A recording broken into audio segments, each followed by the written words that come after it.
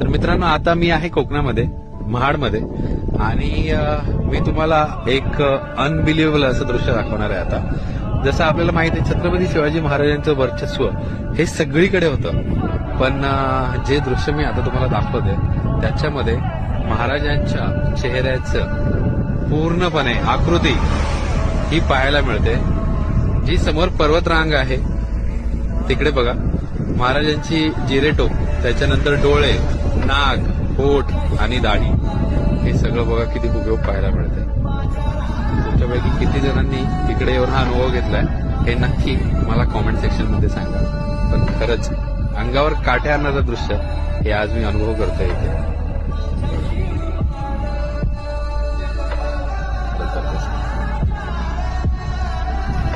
आहे की नाही? म्हणजे महाराजांचं वर्चस्व हे निसर्गामध्ये